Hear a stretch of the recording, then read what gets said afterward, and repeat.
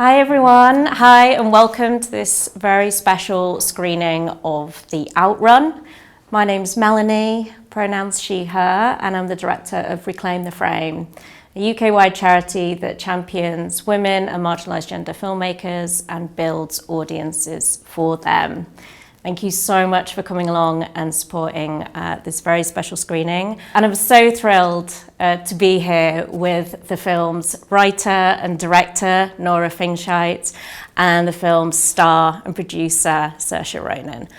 Thank you so much for speaking with us today. Really, what an incredibly powerful film. Thank you so much for sharing it with us. And Nora, I just want to start by asking you how and when you came across Amy Liptrot's memoir.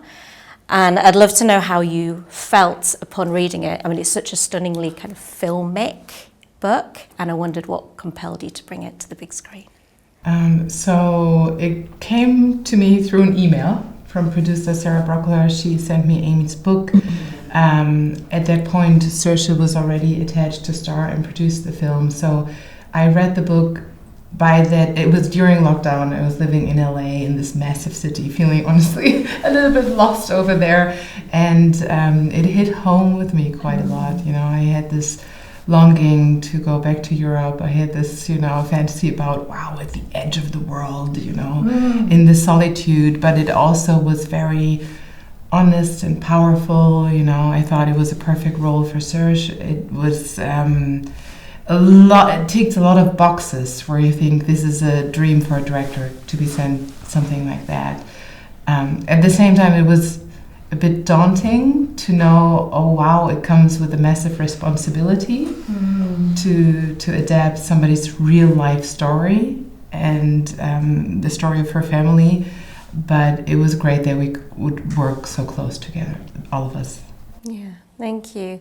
And Saoirse, I guess picking up on that, so you'd already read the book, you were already attached. So I guess same question to you, but also that sort of sense of responsibility and your relationship with Amy, I'd love to know about. Yeah, so I was introduced to the book in lockdown by Jack Loudon, who also co-produced the film. And it was a book that he had been aware of for a while. He had spent some time in the Orkney Islands, and he had always told me how this sort of the identity of the place was so specific to the place itself.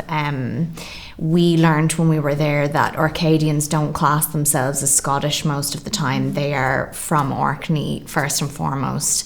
And so there's this world already that is very rich culturally and historically, and to read about a young woman dealing with alcoholism, which is just something that you don't really see that much in film, for it to be quite a solo experience. It's not necessarily in response to anything other than just what she's going through within herself, and her finding the strength to move on from that and to heal from that. And as Nora has said, sort of place being something that's so important and so essential to anyone's recovery. That really fascinated me, and it was something that I think Jack and I really connected to, as we all did, in particular at that time when we were all sort of starting to reevaluate what kind of a life we wanted to live, how we wanted to live it, and who we wanted to share that with, and just what kind of a person we wanted to be in this world. So it was something that it was sort of, my focus was very much on that topic anyway. And and so then, gradually we all started to come together. Nora came on board, and there was this really sort of amazing open dialogue creatively from the very beginning about how we were going to tackle this. I think Nora had the courage to actually take this on when a lot of people sort of didn't really know what to do with the material because it is so introverted, it is so in someone's head. To actually translate that into a movie script is difficult, and it was difficult. And so it required all of us to put a lot of trust, not only in Nora, but for Nora to put that trust in me. And then further from that, to have Amy, who was just able to guide us whenever we needed it, but also gave us the creative freedom to let this project evolve, you know, and move it on to that next stage from the book. That was just a real privilege to work with an author like that, because that's not always the case. Mm. And Nora, if we could pick up on just how rooted this film is in Orkney and your approach to filming it visually, but also like the soundscape is incredible. I wonder if you could just tell us about your approach to filming the scenes on Orkney. I mean, basically it starts pre-script even, and it all comes from the book, essentially. So it was clear for me, as I'm an outsider, and I'm not Scottish, and I had never been to Orkney, and honestly I had to Google where the Orkney Islands are exactly, and I was far away, so I knew I couldn't really go and do a lot of research prior to the shoot. I had to find other ways, so I was reading books about Orkney, I was listening to Radio Orkney quite a lot to just, you know, tune in the tone, and I had a couple of months by myself with Amy's book.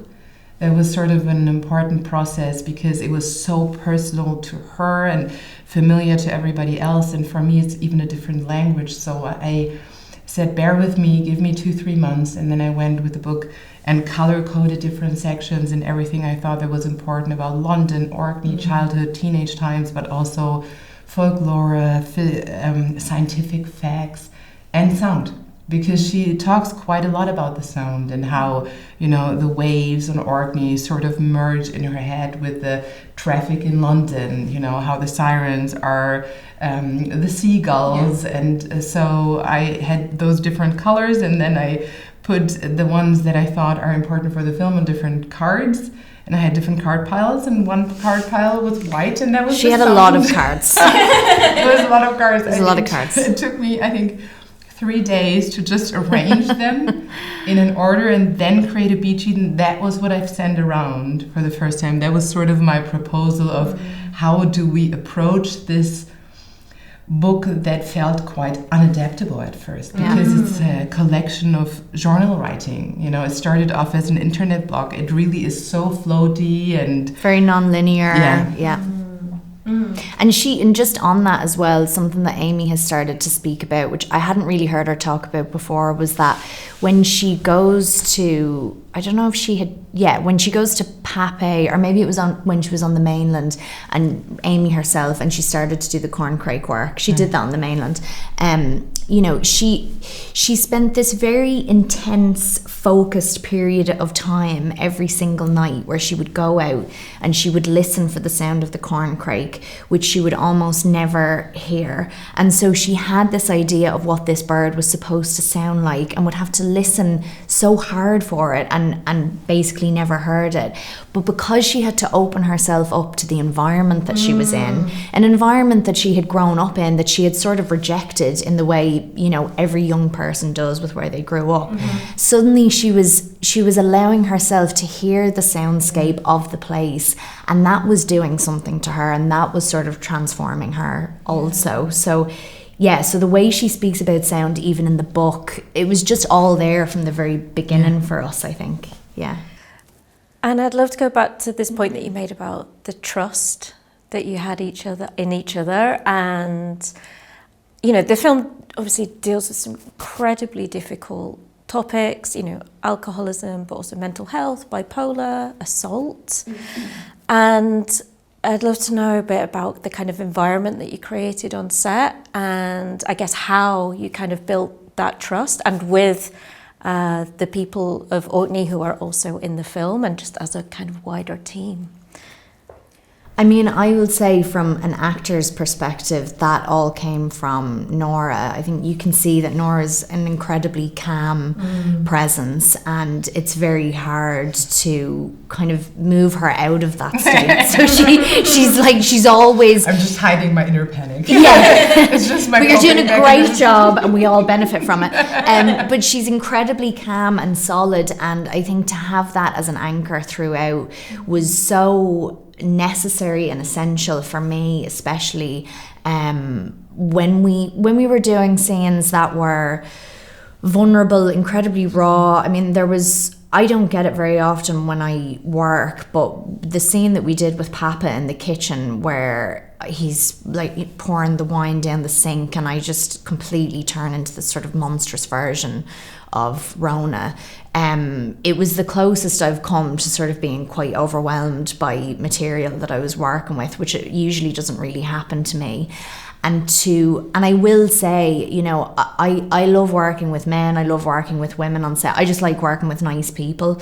But there was something with this film in particular that was so important about having women as heads of department on this set that really had an impact, I think, on the overall atmosphere. It felt like a very, very safe space. There was never any aggression, there was never any shouting, there was none of that. So it felt incredibly supportive, and that really did come from Nora. We also had a fantastic first AD who was a woman, Andy, who was sort of like a maternal figure for all of us. So, you know, we had a wonderful mix of people on that set, but it really came from the top, I think. And also, I saw in the credits that you worked with an intimacy coordinator, which a lot of films are doing now, but I also saw that there was credit for the person who was responsible for childcare, which is not something that you see so much in credits. So I guess it just all kind of contributes to, you know, a sense of care, Right. and sort of. Or when you have a director with a baby. Yeah, and we were speaking about that, like even on that, I think the fact that we had Nora's son who turned 1 while we were making the film, to have this sort of little thing in the middle of this movie set who had no idea what was going on, didn't care, and was sort of a reminder for all of us, as the nature was that we were working with, that like the world that exists around our movie is so much more significant than what we're doing, and this is how we can contribute. But like, to have this little boy in the middle of it all who just was so full of wonder and so blissfully unaware of everything was a great reminder for us, and it was an incredibly humbling experience, I think, to have such a lovely presence. Yeah, and it also just shows you that like it can be done. Like, you can have a director making a movie who's just had a baby, and like you can make allowances for that and make sure that the director feels supported, and like it can be done even on a movie like this where we didn't have a lot of money. It was independently financed. Like, you can make it work, you know. Yeah. And I'd love to talk about the response to the film. So obviously premiered at Sundance, incredible, and now the film is being released in cinemas UK-wide. We're really, really proud to be supporting the release with Studio Canal at Reclaim the Frame, and I'd love to know more about how audiences have been responding to it, and kind of also what you hope for them to take away with it, particularly here in the UK. I mean, so far, I think we've been very lucky. Yeah. Responses have been great. People are very moved by the film. I mean, my hope, apart from, you know, providing a great audiovisual cinema experience, is to create understanding of how tough recovery can be. Because I think, you know, we've seen addiction stories and we know it's tough and horrible, but sometimes when you don't deal with that issue yourself, you look at somebody and you're like, well, you're sober for a year, that's great, get on with your life, you know. And what I find so moving about Rona's journey is that how slowly she reclaims her love for existence, you know, and she finds happiness being sober again, and that's not as easy as it seems. So that's my personal wish. An incredible journey that she goes on, because there's a point in the film where she says, I don't think I can be happy if I'm sober. And then, arriving at a point where she's telling a friend that she's at least content. Yeah. And I think regardless of whether you have personally suffered from an addiction or not, I think the experience of life, the experience of living, when you start to become aware of what living is, or you're trying to figure that out, the thing that the movie has really taught me, especially from watching it actually as an audience member, is that you're living for those moments of levity. You're living for those moments of lightness and joy that are so fleeting and they pass by so quickly. When you get them, they're so precious. And life is constantly sort of moving up and down, and you never know where it's going to take you next, but there will always be those moments of kind of weightlessness and a moment where you can just sort of breathe. And I think that's also what the film is sort of trying to delve into, is that you're just living for those moments when you can just take a second and listen to the sounds outside and have a breath, and then, okay, this moment's going to be hard, but I'm going to get that moment again, and that's what I really took away from watching the film. Yeah, thank you both so much. Thank you for sharing. And everyone, thank you for watching. And yeah, please do spread the word. Independent films like this thrive off word of mouth. So please, if you found this film powerful, if something resonated with you, then please, spread the word. Thank you so much. Thank you, Nora. Thank you, Saoirse. Thank you.